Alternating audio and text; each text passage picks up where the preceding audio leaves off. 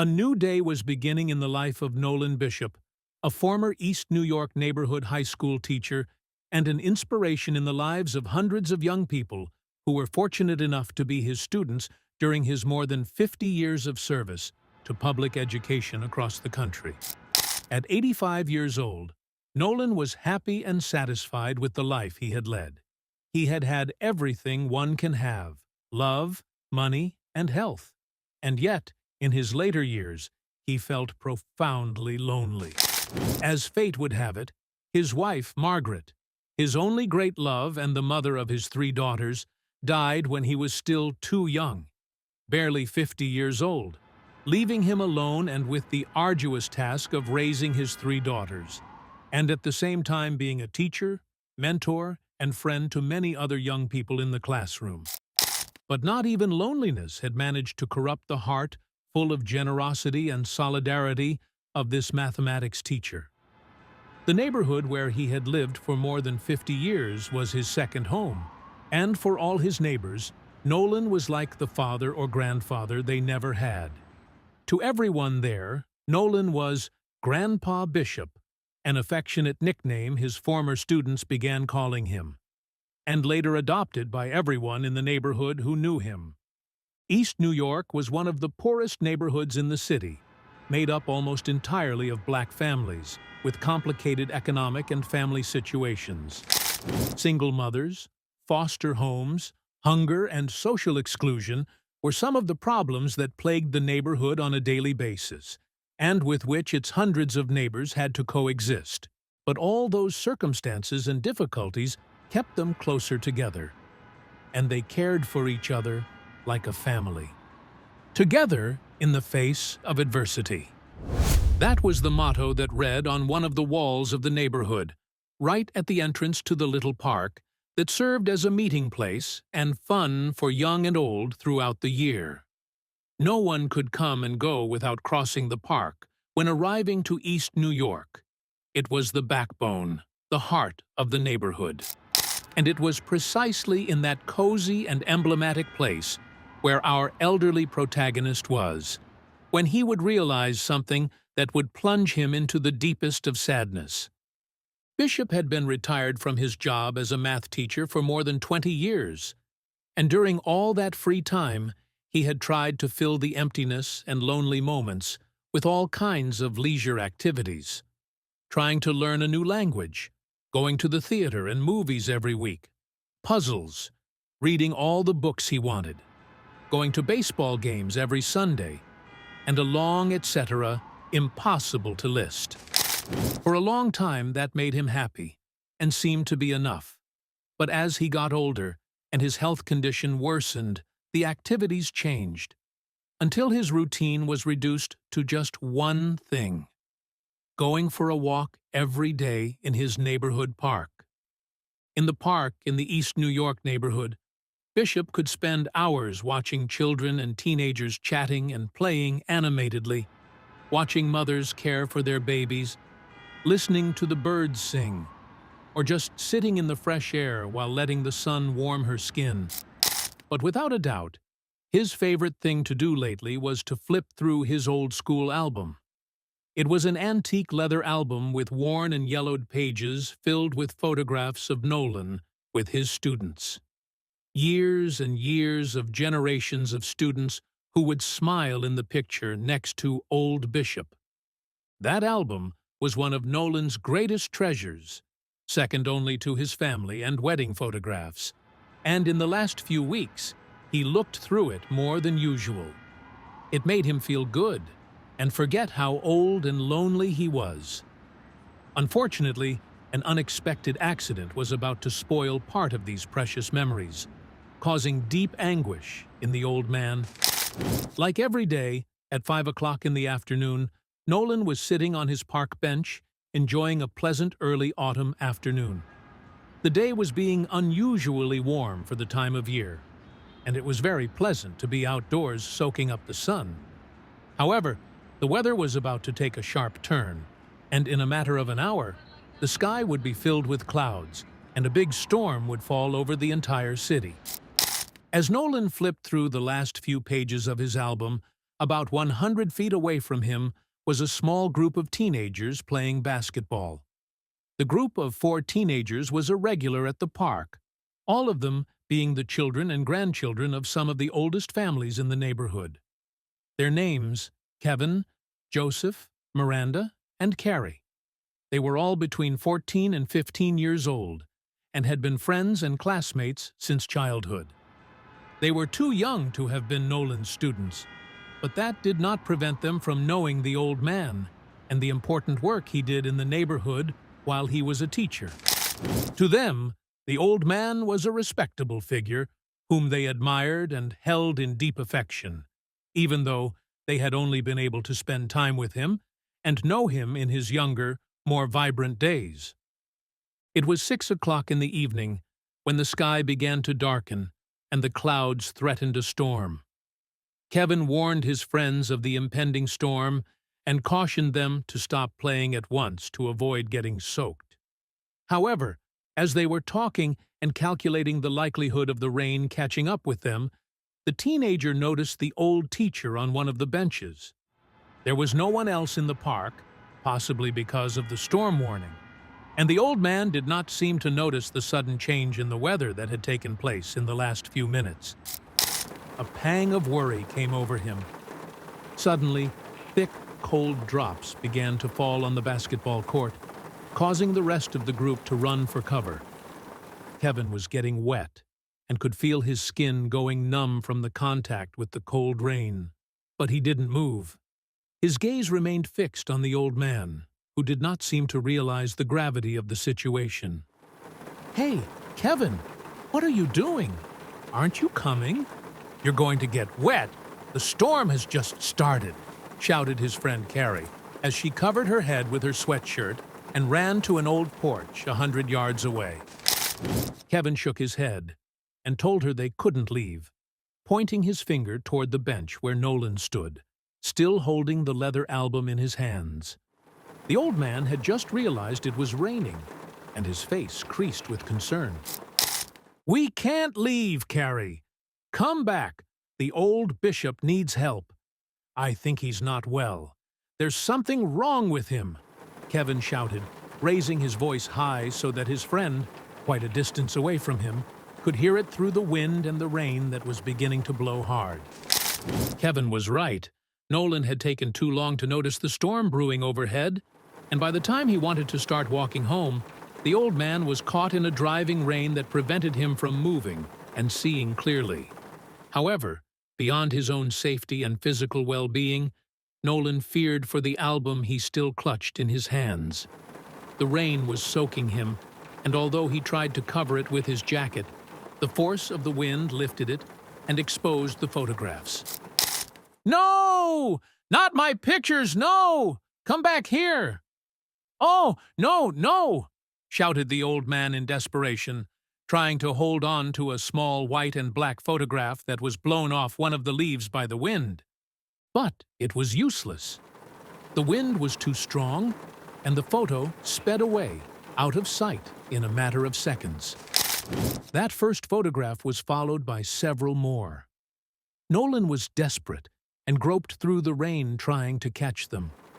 Kevin felt his heart break as he watched the scene and hurried to the old man and offered to help him get home.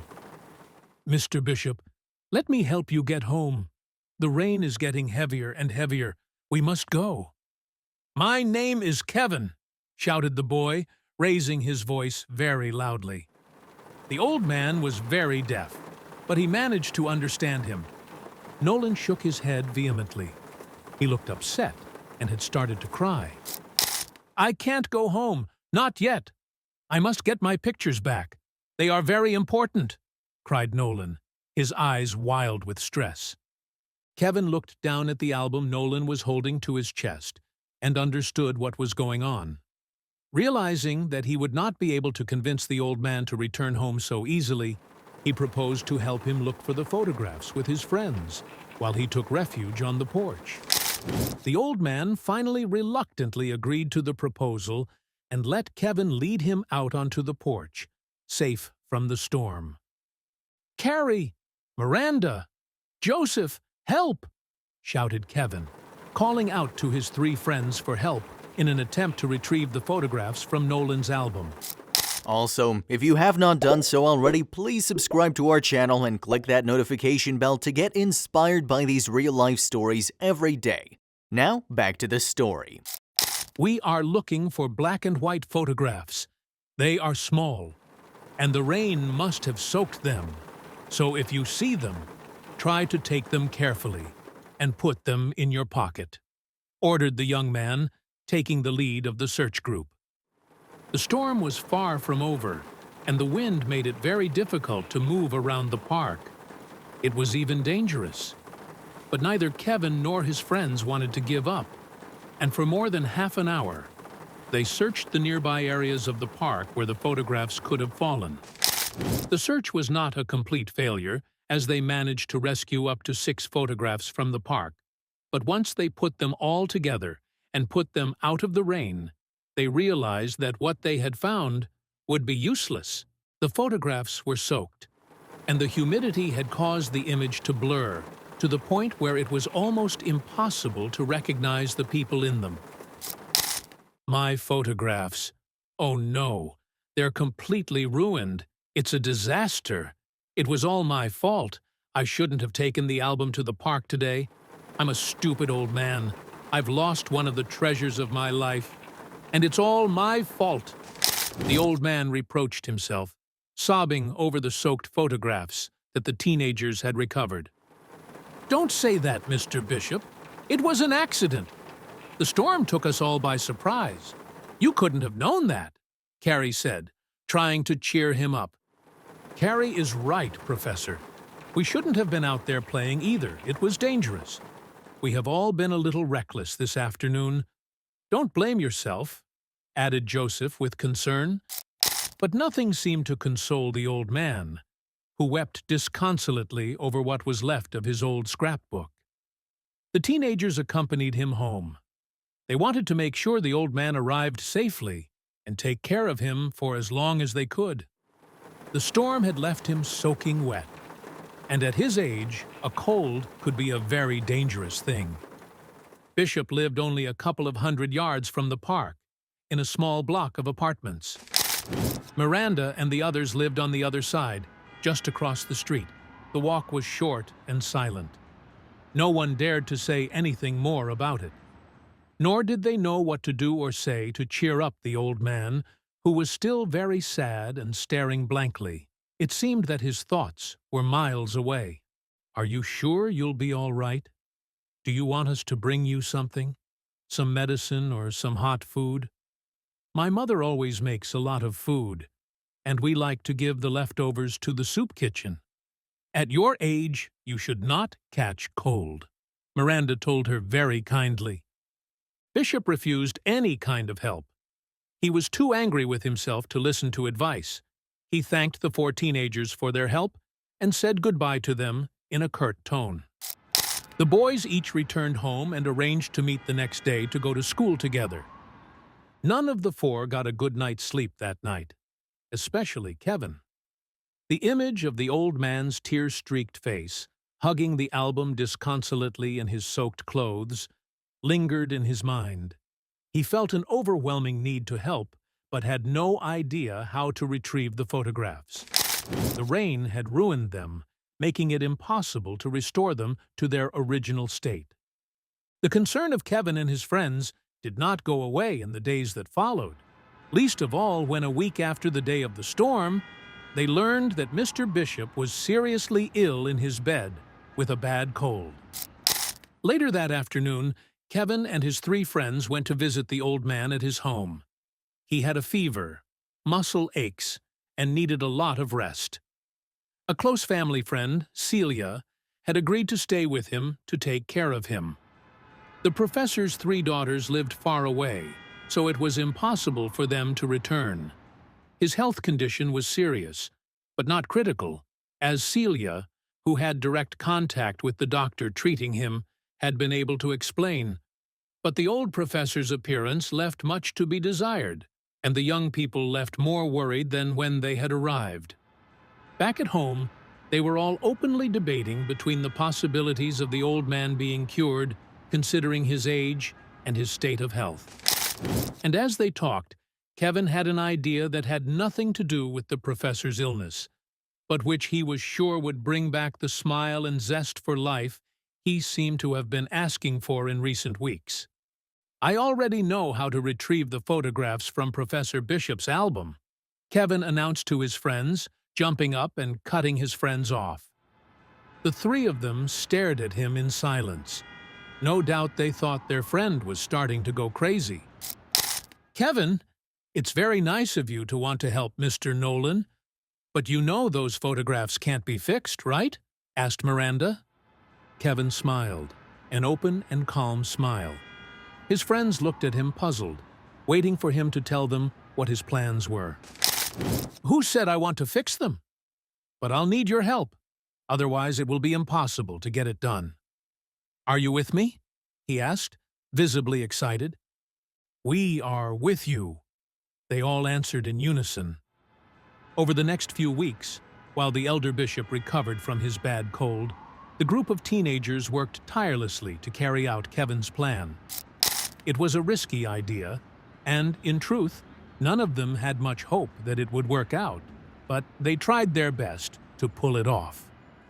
At first, it was just the four of them, but after several days of hard work, they realized that they would need the help of more people, so they began to contact people in the neighborhood who knew Mr. Bishop and were very fond of him to propose them to participate in Kevin's mysterious plan, with which he intended to give a big surprise to the old professor.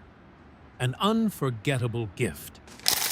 Weeks passed, and the project to save the photographs was almost complete. Kevin, Miranda, Carrie, and Joseph had never worked so long and so hard on anything, but they were really pleased with the results and couldn't wait to show their gift to Nolan and the others. They were sure that their gift would leave no one indifferent. Mr. Nolan had managed to recover, and although he was still a bit weak, he could now go out again and resume his daily walks to the neighborhood park with the help and company of his lovely caregiver, Celia, who, unbeknownst to the old man, also participated in his surprise gift and helped convince the professor to attend a small surprise party that would take place in the park in a couple of days. "A party? I'm old for that sort of thing, Celia.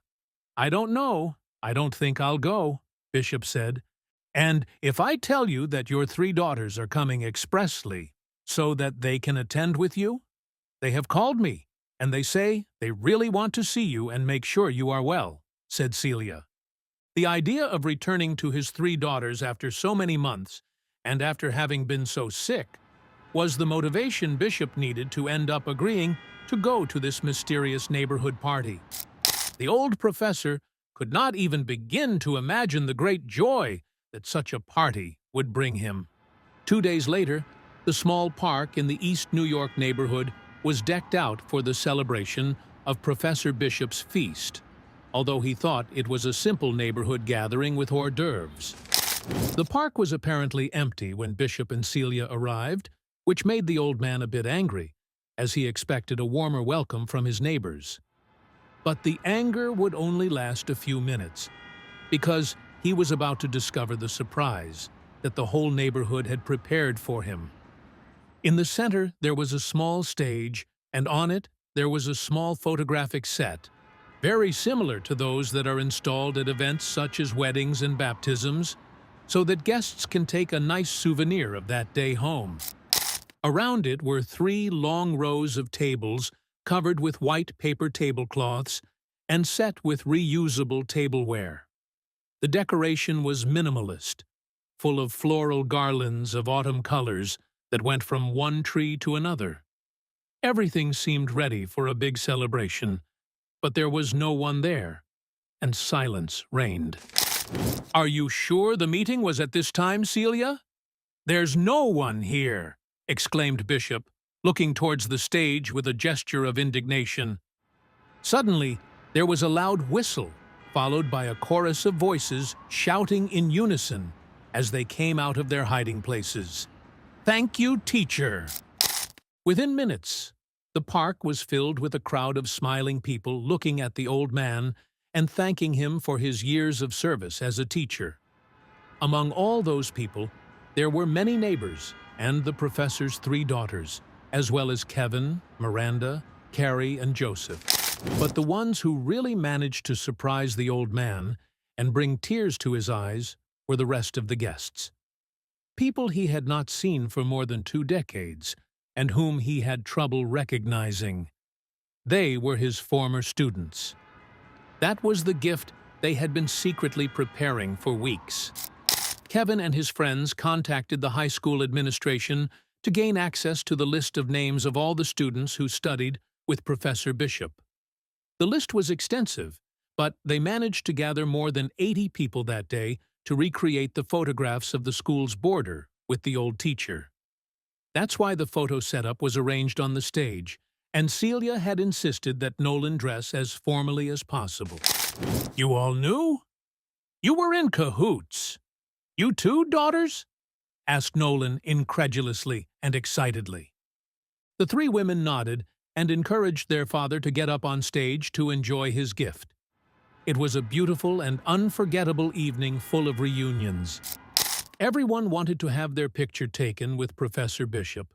Students, alumni, neighbors, family members, even pets were in the picture.